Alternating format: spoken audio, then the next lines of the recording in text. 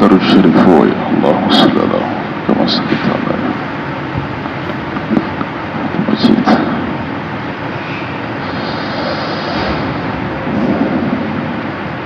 عن أبي بكر الصديق رضي الله تعالى عنه قال يا أيها الناس إنكم لتقرؤون هذه الآية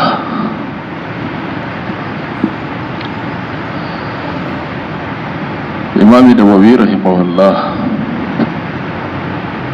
خليفي اول خليفي راشد خليفي بلا فصل د امت خیرخوا لوی شخصیت د الله د نبی سخر جنتی صحابی چې 10 مبشرو کې داخل د هغې نه روایت نقل کړی دلته لیکلی ابو بکر رضی الله عنه یو ځل تقریر کوو د آیات متعلق وضاحت وکړو ځکه دا د امت مشران دي امت ته ډېر ناشنا خبرې ښودلي خلکو له د یو وهم اصاله وکړله هغه آیت تلاوت کې چې چېرته ستاسو ګمان دا رانشي چې د آیت مقصد دا دی وی صحیح مقصد د آیت دا دی وزید ته ویم او مکر از نهو زیر ته تفسیر او وضاحت ته ذکو نو دا خبره وکړله چې یا ایها الناس ای ټولو خلکو که آزاد وي که غلامان وي که مالدار وي که غریبانان وي الناس کې ټول داخل دي کې تعمیم ته اشاره ده یا ایها الناس او ندای وکړله اواز هغه چاته کیږي چې چا متوجه کول مقصودی یا ایها الناس خلق متوجه شي انکم لتقرؤون هذه الايه وګوره په خپل کلام باندې ناشنا تواکید په داخل کړی دي ان په داخل کړی لتقرؤون کی لام تاکید داخل کړی یې خلق د خبره خپو جوور فکر باندې ووري انکم یقینا تاسو ای خلقو لتقرؤون هذه الايه خامخا د آیت په تاسو تلاوت کوئ خدا خطاب هغه مخاطبینو ته وکړو هغه مخاطبین نور ملګری صحابه کرام اوس نن سبا قرآن مجید څوک ګوري او څوک په دې څه پوهېږي چې په دې آیت کې څه دي د قرآن ترجمه عجم ډېر لري څوک ته توجه نه کوي کوم جماعت کې چې ترجمه کیږي تفسیر د قرآن کیږي یا دو درې کسانو ته ایله ناست هغه یا مشرانی یا غریبانان لاندې یو یا ګوډ او شل داخلي او کوم چې د دې امت ځوانان دي نوجوانان دي هغه خبرو ته هیڅ توجه نه کوي چې د اصلاح ولا کتاب قرآن مجید دې طرف ته نه متوجه کی د قرآن ترجمه او تفسیر ته څوک نه متوجه کی په دې وجه باندې مخاطبینو ته دا خبره وکړه چې خامخا د آیت به تاسو تلاوت کوئ او دا خطاب ټول مسلمانانو ته دی دا غي نفس تر قیامت پورې چې هر مخاطب د قرآن په معنا پوهیږي هغه ته دا خطاب دی انکم لتقرؤون هذه الايه خامخا به د آیت تاسو ویوي تاسو به تلاوت کوئ اوس قرآن خلق د عمل په نیت باندې نه وي که دکانونو کې قرآن مجید پروتي صرف د تبرک د فاره او د دکان کې د برکت حاصلولو د فاره خلک استعمالوي قرآن صرف دې د فاره او بعضې د دې امت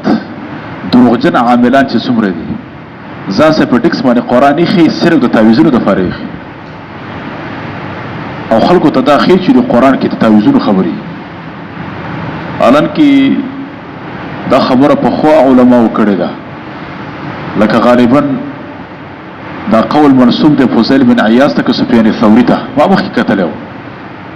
که هر چا ته منسوب وي خو لوی عالم ته منسوب دی د دوه کې یو ته منسوب دی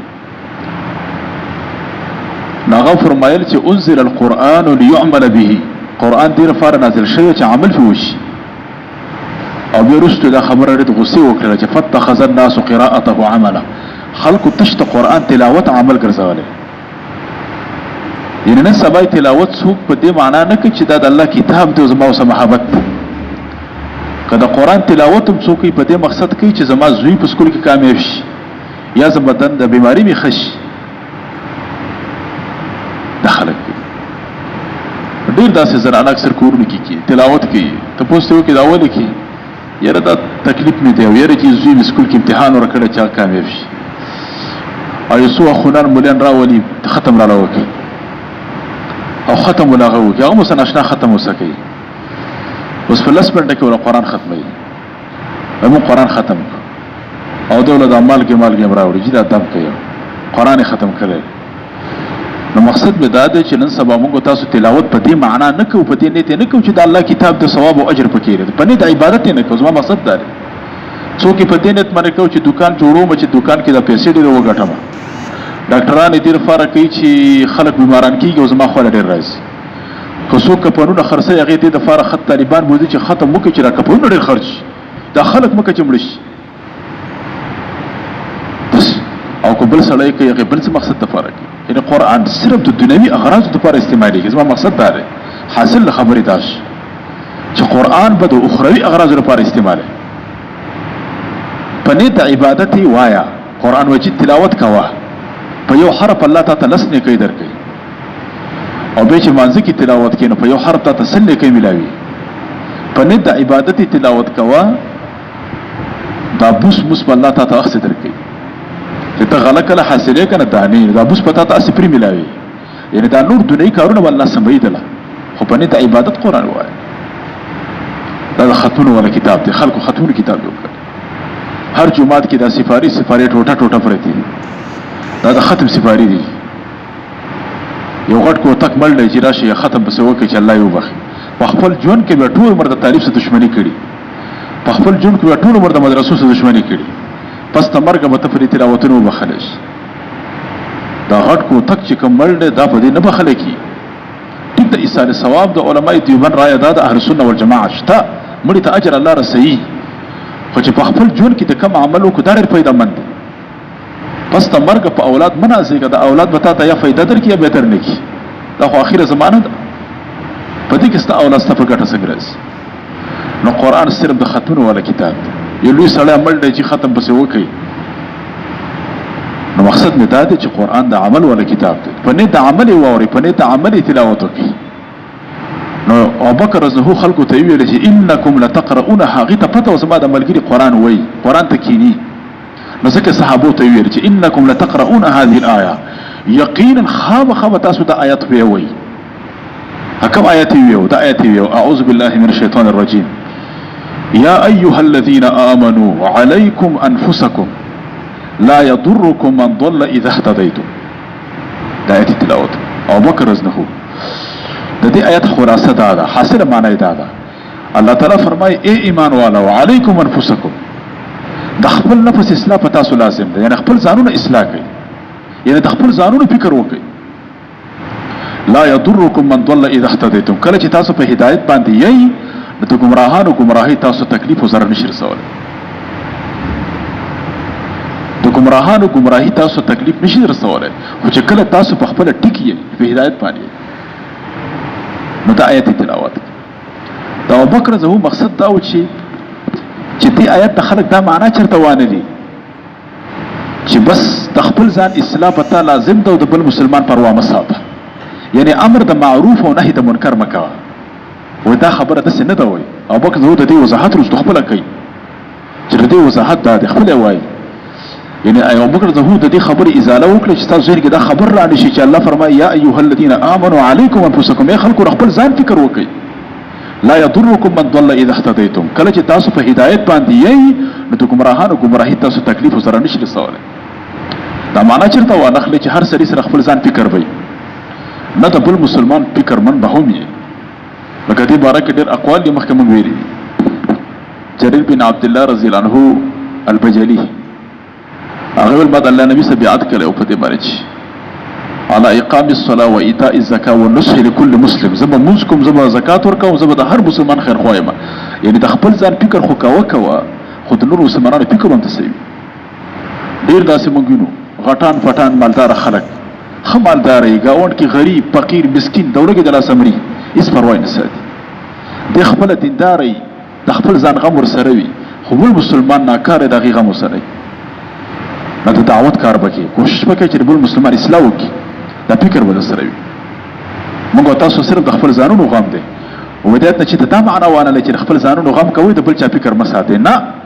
رستي وضاحتك واني سمعت رسول الله صلى الله عليه وسلم يقول وما د رسولنا اوریدل چې فرمایلی زمونږ د صحابو دین دسیو چې هر خبره به د الله نبی په خبره کې څه کوله یعنی هر خبره به چې کوله د الله نبی خبره به نقل کوله چې قال رسول الله قال الله تبارك وتعالى دا موجوده چې کوم عرب علما دي چې دوی د بیانات ته کوي قال الله سبحانه وتعالى قال الله عز وجل قال رسول الله صلی الله علیه وسلم او زمونږ د دې زمانه مولیان یاره یو زبر تیر شوی او یو دوه کسه ټوفي وو او یو مړی را ژوند دی کو او پوز کې چې بوډۍ ښځه او زوی مړو دا یې وکړه کرامات حق دي خو بعضې دروغ کرامات هم خلکو جوړ کړي دي کرامات شته کرامات حق دی او دې کرامات الاولیاء حق علماو په دې کتابونه لیکلي دي وکرامات الاولیاء حق ثابت لا خبره شرقایت کې شته خو خلکو دروغ کرامات بیانوي یو بابا پسې یو غټ سړي پسې خبره د دروغ وتړي هر خبره کوي یا پیرانه پیر نه مولا داسې ویلي شیخ عبدالقادر جیلانی دا یاد مقصد می دا دی چې الله او رسول خبره د هر څه خبره نه مخکې کا د پیرانه پیر رحم الله خبره رستو کا ول د الله خبره وکا به د رسول الله خبره وکا به د علما او د سلف خبره وکا لکه زموږ استاد مصنف عادت هم دا دی چې کوم باب شروع کوي اول قرآن آیات راوړي ورپسې د رسول الله احادیث نقل کوي دس موږ کتاب د نظرۃ النعیم مرتوی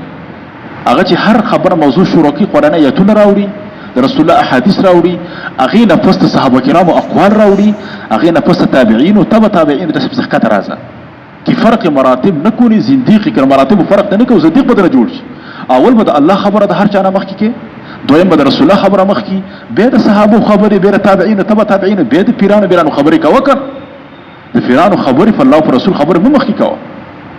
ته تشکین او د زبرګانو قصې کې مونږ وایو د زبرګانو قصې په تور د وعظ او نصيحت وکا